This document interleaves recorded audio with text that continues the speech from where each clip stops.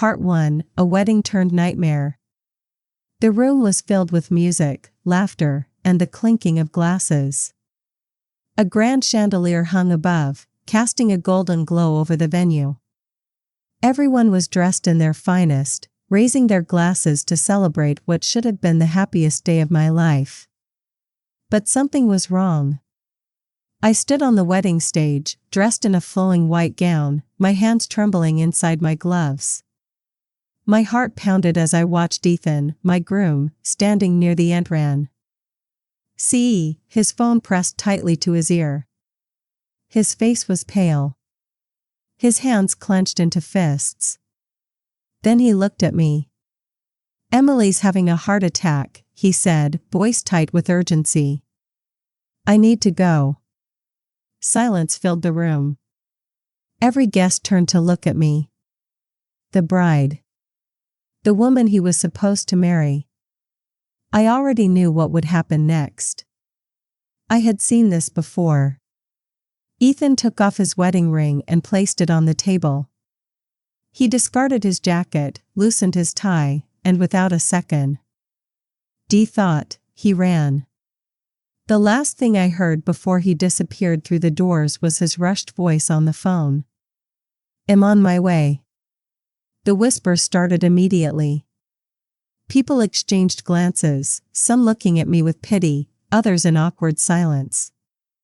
The wedding, the guests, the decorations, none of it mattered anymore. I had lost count of how many times Emily had used her heart condition to summon Ethan away. If it weren't for my pregnancy, he would never have agreed to marry me in the first place. And yet, here I was. Alone. I stepped forward, gripping the microphone with cold fingers.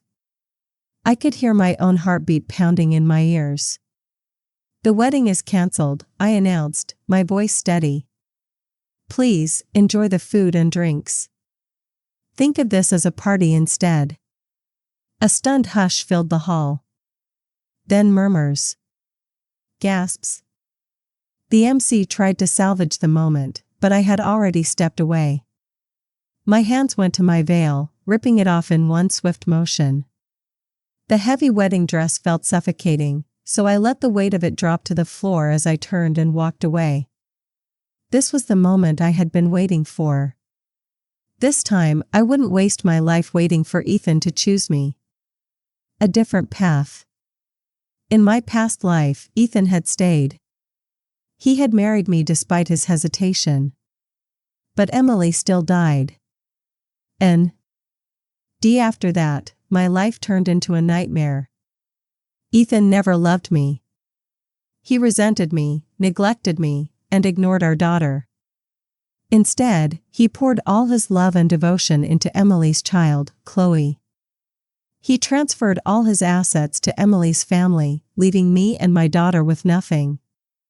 The worst part? When my daughter was caught in a fire, he chose to save Chloe first. My daughter suffered. She was left scarred, her little body covered in burns. And yet, he still acted like she didn't exist. She eventually died from her injuries. And then, I followed. But this time, I had been given a second chance. This time, I wouldn't make the same mistakes. And it started with one decision: I would never let my child be born into this pain. A goodbye without tears. I walked out of the wedding venue and straight to the hospital. My steps were light. For the first time in years, I felt free. I approached the receptionist. "I'd like to schedule an abortion." The nurse glanced up, startled. "Have you discussed this with the child's father?" My lips curled into a bitter smile. It doesn't matter. It really didn't. In my past life, Ethan had never been a father to our child. He had ignored her pain, chosen Chloe over her again and again. When she was suffering in the hospital, crying out in agony, he had been celebrating Chloe's birthday. This time, I wouldn't bring her into a world where she would be unloved. My phone rang. I answered. It was Ethan. What the hell is your rush? His voice was sharp with anger. Emily is in the operating room. If you had any decency, you wouldn't have picked her worst moment to get married. I closed my eyes. So even now, even when he had abandoned me at the altar, he still blamed me. Not Emily. Never Emily. I'm not your problem anymore, Ethan, I said, my voice calm. Let's separate. There was a pause. A long, heavy silence. Then the call cut off. He had hung up. I took a deep breath. I didn't feel sad. Not anymore. I turned back to the doctor. Let's go ahead with the procedure. This time I would choose myself. Memories of betrayal. As I sat in the hospital room, I closed my eyes, and memories of my past life came rushing back. I remembered the day Ethan brought Chloe home, treating her like his own daughter while ignoring mine. I remembered how Chloe had always hated me, calling me a bad woman who killed her mother. But the worst was the day she asked me to take her to the amusement park. I was heavily pregnant, but I wanted to believe she had finally accepted me. So I took her. She wanted ice cream. She begged, cried, screamed until I finally went to buy it. And then she was gone. When Ethan arrived, I tried to explain. I told him how she had begged to be left alone for just a moment. But all he did was glare at me. She's just a little kid, he snapped. How could you leave her alone like that? My body shook with anger. Ethan, it wasn't my fault. If anything happened. As to Chloe, he cut me off, his voice cold, don't expect me to forgive you. I will never forget that moment. I was his wife. The mother of his child. And yet, he looked at me with nothing but hatred. That night, when they finally found Chloe, she was sitting near a dumpster, sobbing in Ethan's arms. Daddy, I was so scared, she cried. It's okay, Ethan whispered, holding her close. Daddy's here. Then he turned to me, his eyes filled with disgust. Meline, he said, his voice laced with blame. How can you be so heartless? And Chloe? She looked up at me from Ethan's embrace, her tear-streaked face breaking into a smug, satisfied smile. The beginning of the end. From that moment on, Ethan never let me be alone with Chloe again. He hired bodyguards, nannies, anything to make sure I was never near her. When my daughter was finally born, he didn't even show up. He was too busy celebrating Chloe's birthday. And then, on the night of my daughter's 4th birthday, the house caught fire. Both my daughter and Chloe were trapped inside. I begged Ethan to let me save her. But he stopped me. I'll go, he said. You stay here. He ran inside. And when he came out, he was carrying Chloe. By the time he tried to go back for our daughter, it was too late. The flames had already consumed her. I stayed by her side in the hospital, watching her wither away. She never once cried in front of me. But I knew how much she suffered. One night, she gripped my hand tightly, her small voice trembling. Mommy, she whispered, why doesn't Daddy love me? I broke. And when she finally took her last breath, so did I. But now, I was here.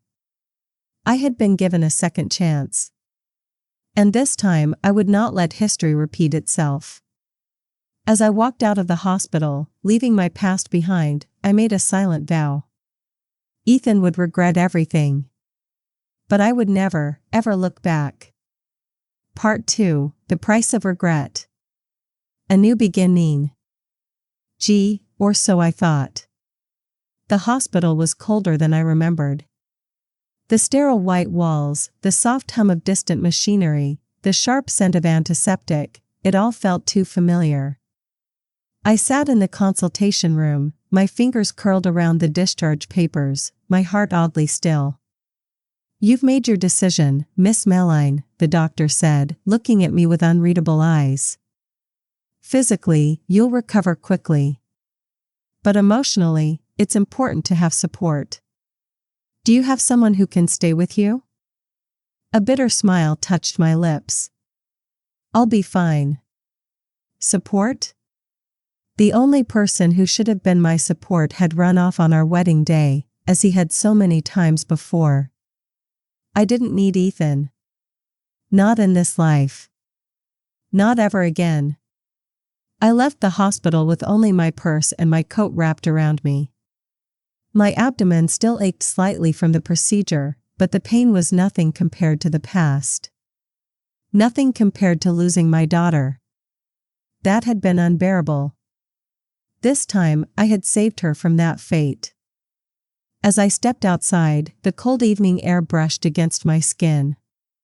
The city lights flickered in the distance, neon signs blinking with false warmth. People walked past me, unaware of the storm I carried within. To them, I was just another woman on the street, another face in the crowd. And that was fine. That was how I wanted it. I had been given a second chance at life. I wouldn't waste it. Ethan's growing unease. The next morning, I returned to the apartment I once shared with Ethan. But this wasn't home, it had never been home. I was only here to gather my belongings. I packed quickly, stuffing my clothes, documents, and essentials into a suitcase. Everything else, every memory, every useless relic of a life that had never been mine, I left behind. As I zipped up my suitcase, my phone vibrated. "Ethan." I stared at the screen, my heart as still as ice. In my past life, I would have answered immediately, desperate for his attention. But now? Now, I let it ring. Then, a text. "Ethan, where are you?" A second later, another message appeared. "Ethan, we need to talk." Need? He had never needed me before. Why now? I ignored it, dragging my suitcase to the door.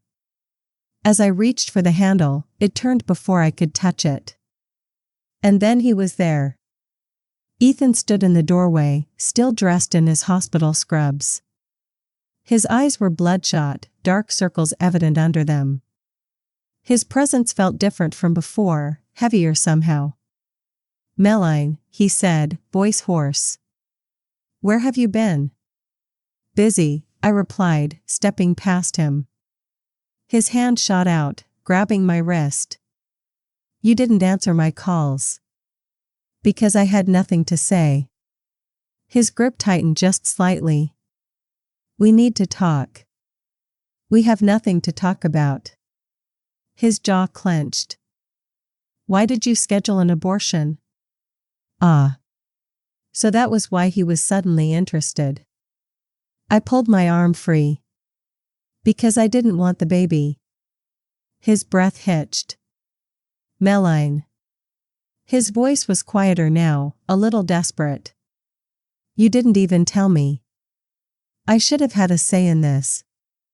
A laugh bubbled up from my throat. "A say? Ethan, you left me at the altar. You ran to Emily without hesitation. Why would I think you'd care?" His face paled. "That was different." "No, Ethan," I cut him off.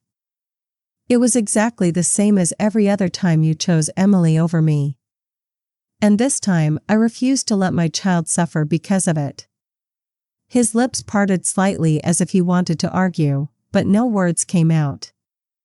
I didn't give him time to recover. "I moved out," I said, gripping my suitcase handle. "This chapter of my life is over."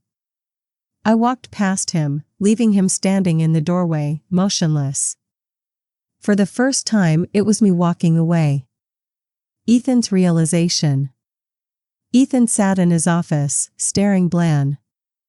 KLY at his hands. He had performed 3 surgeries that day, but his mind wasn't on his patients. It was on Meline. She had always been there. Always waiting. Always forgiving.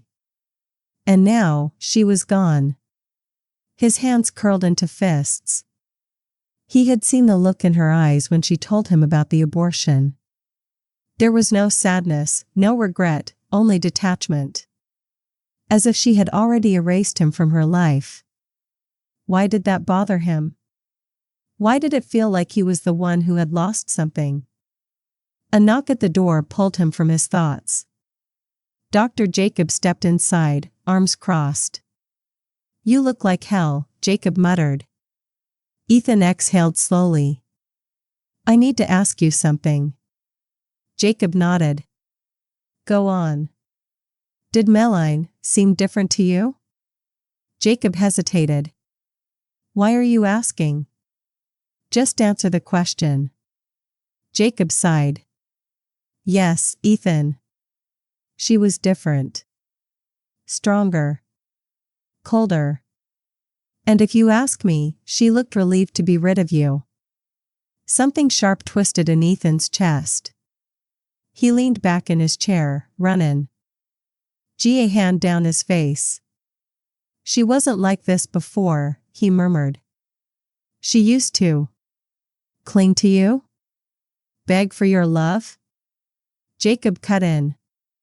"She doesn't anymore. Maybe you should ask yourself why." Ethan remained silent as Jacob left the office. But the words stayed with him. The ghosts of the past. The days passed, and for the first time in years, I felt free. I focused on my work, on my new future. I no longer had to beg for Ethan's attention. I no longer had to fight for a place in his life. But Ethan wasn't ready to let me go. It started with messages. "Ethan, are you eating properly?" "Ethan, we need to talk about the apartment." "Ethan, why won't you answer?" I ignored them all. Then came the visits. I spotted him outside my office building one evening, leaning against his car. His eyes found mine instantly, but I turned and walked the other way. He didn't follow me. Not that time. But a week later, I ran into him in the hospital lobby. "Meline," he said softly. I sighed. "What do you want, Ethan?" His gaze flickered to my stomach before meeting my eyes. I wanted to see you." I shook my head. "It's too late for that." "I know I made mistakes," he admitted. "But I don't want things to end like this." I let out a small, humorless laugh. "Ethan, you didn't want me. You wanted Emily. And now that I'm gone, you suddenly care?" His face twisted with something unreadable. "It's not like that." "It's exactly like that." I stepped closer, lowering my voice. "You made your choice, Ethan. You chose Emily. You chose Chloe. And in doing so, you lost me." For the first time since I had known him, Ethan looked genuinely lost. And that was the moment I knew I had won. Part 3: The Chains of the Past. The Weight of Silence. Days passed, but Ethan's messages didn't stop. If anything, they became more frequent, more desperate. "Ethan, Meline, please talk to me." "Ethan, I made a mistake." "I know that now." "Ethan, why won't you in?" "Swear."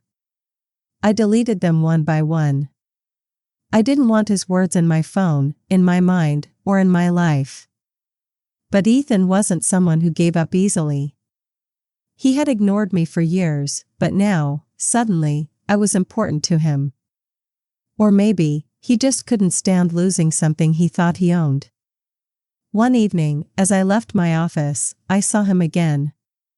He was standing by his car, waiting. His white dress shirt was slightly wrinkled, his tie loosened around his neck. His face looked tired, almost haunted. I kept walking. "Meline," he called. I ignored him. "Meline." His voice was sharper this time. I exhaled slowly, my patience thin.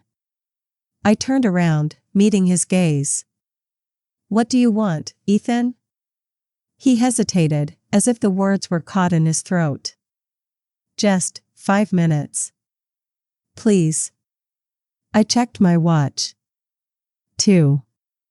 He blinked, as if surprised by my coldness. Then he nodded. "Can we talk somewhere private?" "No." I crossed my arms. "Say what you need to say here." He ran a hand through his hair, looking frustrated. EED to understand. "Why did you do it? Why did you end the pregnancy?" A bitter laugh escaped me. "Why do you care?" His jaw clenched. "Because it was my child too." I shook my head. "No, Ethan. It was my child. And I refused to let her grow up unloved." He flinched as if I had struck him. "You didn't love her in our past life," I continued, my voice steady. "You ignored her. You let her suffer. You let her die. And now, because you remember, you suddenly care?" His eyes darkened. "You know?" "Of course I know." I stepped closer, my voice a whisper. "I remember everything. Every moment. Every betrayal. Every time you chose Emily and Chloe over me and our daughter." Ethan's breathing was uneven. "Meline, I cut him off. You don't get to regret it now." For the first time, I saw real pain in his expression. But I didn't care. He could drown in it for all I cared. I turned and walked away, leaving him behind. Again. Ethan's obsession. Ethan couldn't sleep. Couldn't focus. Couldn't breathe without thinking about her. Meline had always been there. Always waiting, always loving. Now, she wasn't. And it was killing him. He sat in his office, staring at his phone.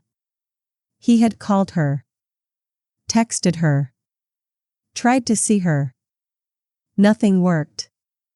Jacob's words echoed in his head. "She looked relieved to be rid of you." His fingers tightened around his phone. No. He wouldn't let this end like this. Meline was his. She always had been.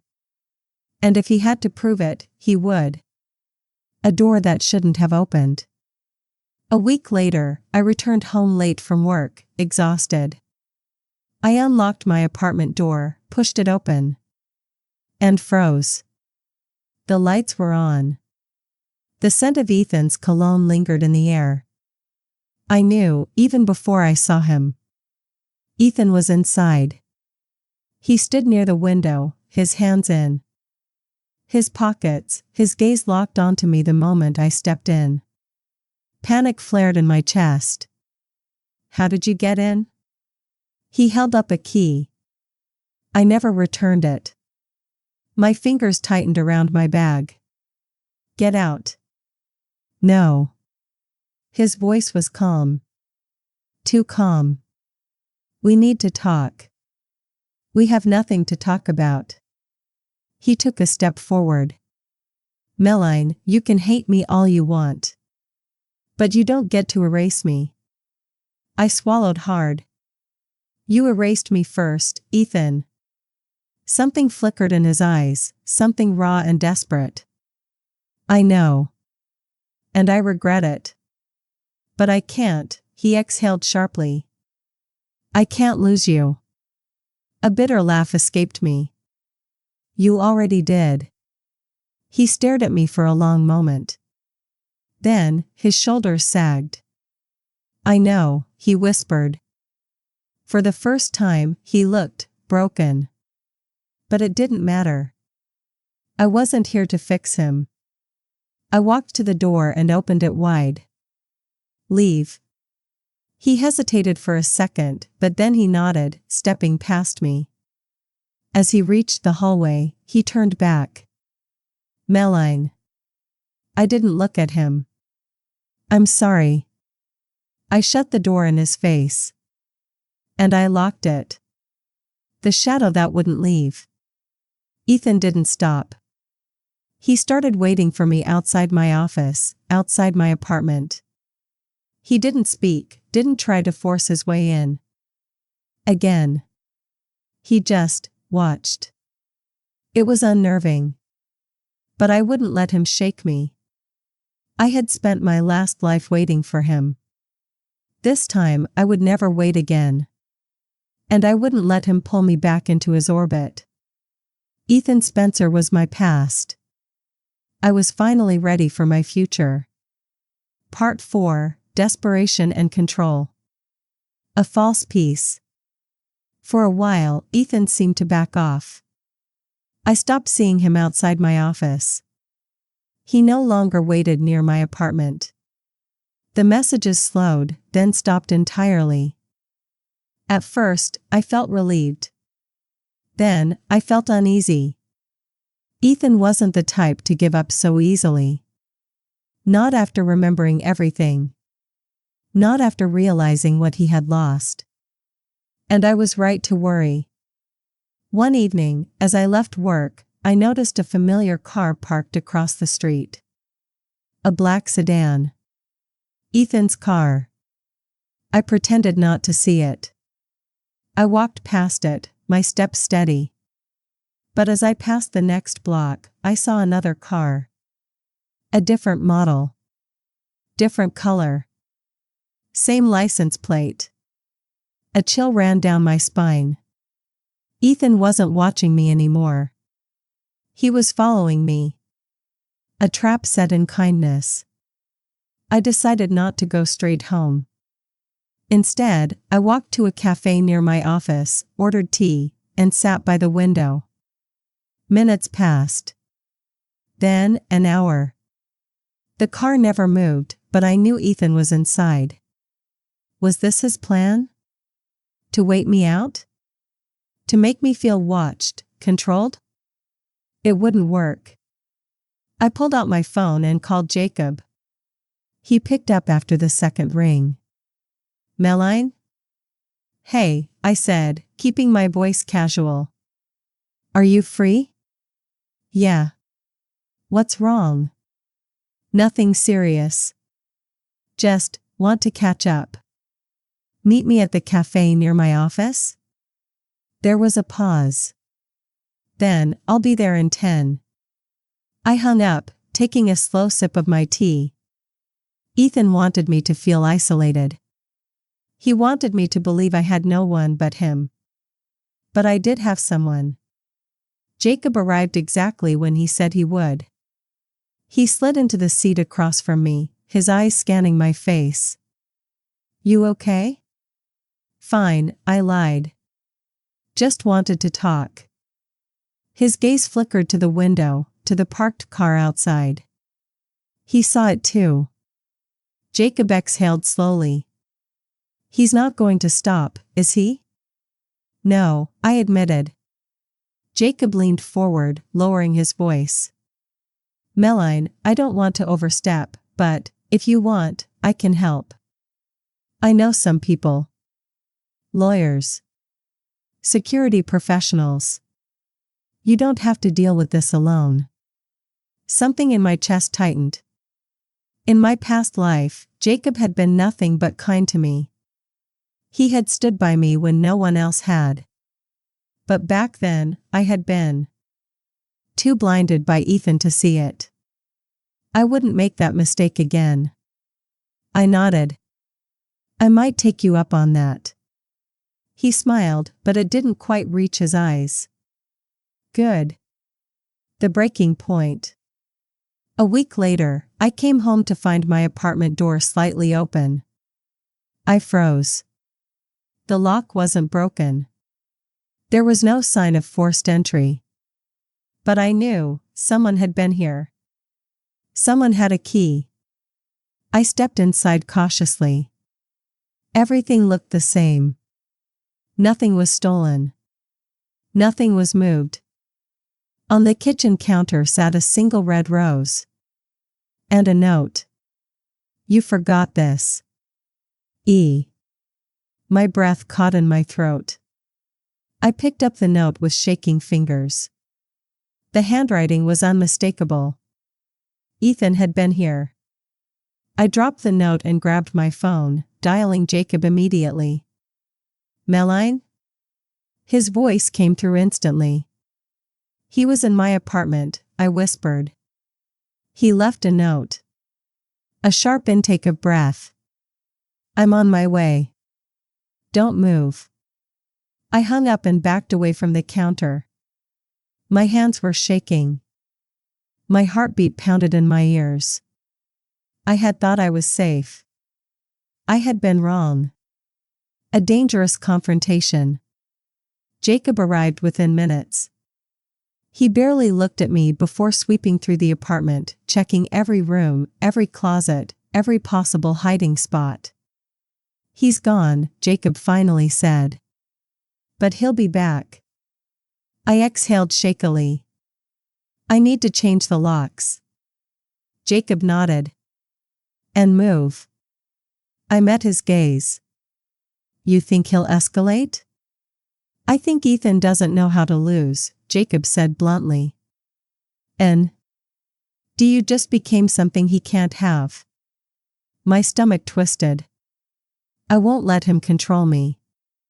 Jacob's expression softened. "I know. That's why I'm here." I swallowed hard, nodding. Ethan wasn't going to stop. But neither was I. Ethan's last warning. The next night, I found Ethan waiting outside my apartment building. He wasn't in his car this time. He was standing there, in the cold, his hands in his coat pockets. He looked tired. Hollow. But I felt nothing. I walked past him without stopping. But before I could enter the building, his voice cut through the air. "Meline." I turned, slowly. "What?" His eyes met mine, dark and unreadable. "Is it Jacob?" A humorless laugh left me. "Does it matter?" Something flickered in his gaze. Something dangerous. "You don't love him," Ethan said quietly. "You never did." My stomach curled with disgust. "And you never loved me. So what does it matter, Ethan?" His jaw clenched. "It matters to me." "Too bad." I turned again, but he spoke one last time. "I won't let him have you." A chill ran down my spine. I walked inside without another word, locking the door behind me. Ethan was losing control. And that made him even more dangerous. A line crossed. I should have known it would happen. I should have been prepared. But when the accident happened, I still wasn't ready. Jacob was driving me home from work. We were talking, laughing about something stupid when suddenly the headlights appeared out of nowhere. A car swerved into our lane. Jacob reacted fast. He turned the wheel sharply, trying to avoid the collision. But it was too late. The impact was brutal. Metal crunched. Glass shattered. The world spun in a blur of lights and noise. And then, darkness. A new war. When I woke up, the hospital ceiling was spinning above me. Pain throbbed in my head, my ribs aching with every breath. Jacob was beside me, his arm in a sling, bruises on his face. "You're awake." I swallowed, my throat dry. "What happened?" Jacob's expression darkened. Addition. It wasn't an accident. My stomach dropped. Ethan. Jacob nodded. He was driving the other car. I felt my heart pound in my chest. Did he? He's fine, Jacob muttered bitterly. Barely a scratch. I closed my eyes. Ethan had tried to kill Jacob. Or maybe, he had just wanted to hurt him. To scare me. Either way, it didn't matter. Ethan had crossed a line. And I was done playing defense. It was time to fight back. The consequences of obsession. The morning after the accident, I woke up to the sound of hushed voices outside my hospital room. Jacob was already awake, sitting stiffly in the chair beside me. His injuries were minor compared to mine, but his face was dark with anger. He's here, Jacob muttered. I knew who he meant before he even said it. Ethan. I turned my head slowly toward the door. Through the small window, I saw him standing outside, talking to the hospital staff. His suit was perfectly pressed, his face calm, but his posture was rigid. He looked like a man on the edge of losing control. Don't let him in, I whispered. Jacob nodded, standing up just as the door opened. Ethan stepped inside before Jacob could stop him. His eyes landed on me immediately. His gaze swept over the four in my arm, the bandages on my head, the bruises on my skin. Something in his expression cracked. Meline, he said, voice low, urgent. Are you okay? I turned away. Get out. He stiffened. I need to talk to you. There's nothing left to say, I said flatly. You nearly killed Jacob. You nearly killed me. Do you even realize what you've done? Ethan's jaw clenched. That wasn't my intention. Jacob scoffed. Then what was your intention? To scare her into running back to you? Ethan ignored him, stepping closer to the bed. Melon. I know I've made mistakes. I know I hurt you. But I can't, he exhaled sharply, dragging a hand through his hair. I can't let you go. A bitter laugh escaped me. You already did. His eyes darkened. I was a fool. But I see it now, I see everything. I should have chosen you. I should have protected you. And I will, Meline. I swear to you, I will. I met his gaze head on, my voice steady. You had a lifetime to protect me. You failed. Silence fell between us. Ethan's fingers curled in to fists, his shoulders tense. It's over, Ethan, I said softly. Let me go. He stared at me, his breathing heavy. Then, after a long, painful moment, he whispered, I can't. Jacob moved instantly, stepping between us. Then we have a problem. A legal battle. I filed a restraining order against Ethan the next day. It wasn't easy. Ethan was well-connected, powerful. But I wasn't alone anymore. Jacob helped me, gathering evidence, making sure every legal action was airtight. Ethan fought it at first, sending me messages, trying to find ways around it. But the more he pushed, the more he lost. Then, one day, he stopped. Ethan's fall. 3 weeks later, news broke out about a scandal involving Ethan's hospital. Fraud. Medical negligence. Corruption. He was suspended immediately. Then, the whispers started, colleagues distancing themselves, the board of directors making statements. Ethan Spencer, once the golden doctor, was now untouchable. I should have felt relieved. I should have felt safe. But I knew better. People like Ethan didn't disappear quietly. The final confrontation. It happened on a quiet evening. I was leaving work when I saw him waiting near the parking lot. His suit was gone, replaced by a simple shirt and jeans.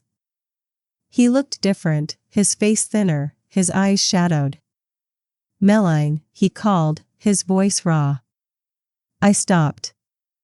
Jacob had warned me about this. "He's dangerous, Meline. Stay away." But I knew this had to end here. I took a deep breath and faced him. "What do you want, Ethan?" He hesitated, then stepped closer. "I need to see you. Just once." "You already are." His lips parted, his eyes full of emotions I couldn't name. "I lost everything." I crossed my arms. "No, Ethan. You threw everything away." His face twisted in pain. "Do you really feel nothing for me? After everything we'd been through?" I shook my head. "I don't love you anymore." The words hung between us, final and unbreakable. For the first time, Ethan looked truly broken. "Goodbye, Ethan," I said softly. And then, I walked away. Freedom. It took time, but eventually, I healed. Jacob stayed by my side, steady and constant. He never pushed, never asked for more than I could give. One evening, as we sat by the waterfront, he glanced at me and smiled. "You look happy." I nodded, feeling the weight of my past finally lift. "I am." For the first time in 2 lifetimes, I was free. And this time I would never look back.